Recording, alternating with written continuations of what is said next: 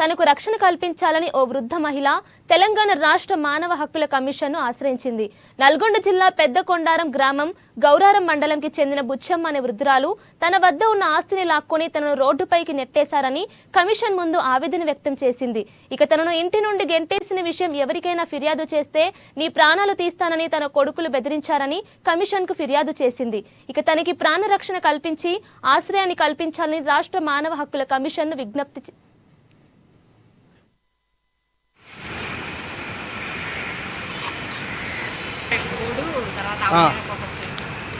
ఈరోజు పులగం పిచ్చమ్మ అనే 78 సంవత్సరాల వృద్ధురాలు తన కన్న కొడుకులు పులగం రఘుపతి రెడ్డి, పులగం వేణుగోపాల్ రెడ్డి తన పుట్టింటి ఆస్తి, తన కష్టార్జితం, తన భర్త కష్టార్జితం, తను బతికుండంగానే జీవించుండంగానే 2 పిల్లలు తన ఆస్తి మొత్తం కొట్టేసి ఈ వృద్ధురాలిని ఇంట్లో నుంచి గెంటేసి నిన్ను ప్రాణాలతో వదలము, ఎక్కడన్నా పోలీస్ స్టేషన్ లో గాని ఫిర్యాదు ఇచ్చినా, ఏ అధికారిని కలిసినా గాని నీ అంతు చూస్తామని చెప్పి కన్న తల్లిని నడి రోడ్డు మీద కొట్టి తరిమేశారు. ఇంకా కూడా ఆమెకి ఫోన్లు చేసి కన్న కొడుకులు బెదిరించడం కొనసాగుతుంది. ఈ ఇబ్బందులు, ఈ భయాందోళనలు తట్టుకోలేక ఈ వృద్ధురాలు ఈ రోజు 4/9/24 నాడు రాష్ట్ర హ్యూమన్ రైట్స్ కమిషన్ ని ఆశ్రయించడం జరిగినది. తనని కాపాడమని, తన ఆస్తిని కాపాడమని, తనకి ప్రాణ రక్షణ కల్పించాలని, తన కొడుకుల బారి నుంచి తనని కాపాడి తన జీవితం తనకు ఉండేలాగా చూడమని చెప్పి వేడుకొనడం జరిగినది. నేను భావించుకొని 5 ఏళ్ళ నుంచి ఓపిక పెట్టాను. ఇవాళ నా కాదు రెక్కలు ఆడుతుంది, నా బిడ్డ బువ్వ పెడుతుంది. నేను మంచాన పడితే మనిషికి 20-30 వేలు ఇవ్వాలి, 10 మనిషికి. ఒక్కొక్కటి సంగతులు చూసుకుంటుంటే రాస్తంత వాళ్ళకి ఇచ్చి నా బిడ్డ కాడ నేను ఎట్లుండాలి. వాళ్ళకు అత్త ఉన్నది, వాళ్ళ బాధ్యతలు వాళ్ళకు ఉన్నాయి.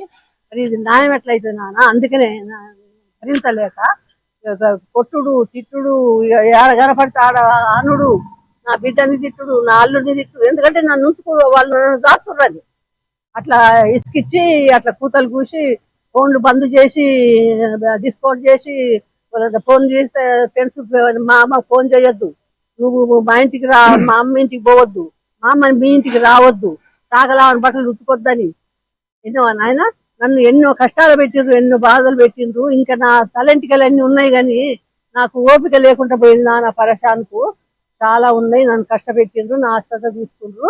ఒక్కటే విషయం నాన్న, ఇవాళ నేను నా అమ్మగారి ఆస్తి కాబట్టికే నా అమ్మగారి ఆస్తి నాకు ఇవ్వాలి.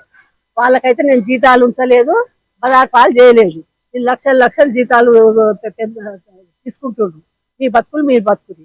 ఇన్నేళ్ల నుంచి శల్కకావు నువ్వే తీసుకున్నావు, రైతు బంధు నువ్వే తీసుకున్నావు, జాబులు ఉన్నాయి, 5 లక్షలు ఉంటే తీసుకున్నావు. బిడ్డ పెళ్లికి నేను ఆడపిల్ల ఉన్నదని నా బిడ్డ 200 గదాల భూమి ఇచ్చి ప్లాట్ ఇప్పించింది. అది అమ్ముకుంటే 40 లక్షలు వచ్చినాయి. బిడ్డ పెళ్లి చేసుకుంటూ నన్ను విలువలేదు. ఇంక ఇన్నేళ్ళ నేను ఎట్లా ఓపిక పట్ట నాన్న? అమ్మ నేను నోట పిలిచే పలుకులేదు. ఏ ఫంక్షన్లన్నా కలిస్తే సాటుపోతావు, అంటే చంపుతా ఉంటావు, కోర్టుకు పోతే చంపుతా ఉంటావు. అటువంటి మాటలని నన్ను ఇబ్బంది పెట్టి 5 ఏళ్ళు ఎదురు చూసిన. ఇప్పుడు నేను ఫైనల్ గా మీ అందరి సాయం కోరటానికి, మీరు అమ్మలాగానే చూసుకుంటారో, అక్కలాగానే చూసుకుంటారో, పెద్దమ్మలాగానే చూసుకుంటారో, నాకు మాత్రం న్యాయం చేయాలి. మున్స కోర్టుగా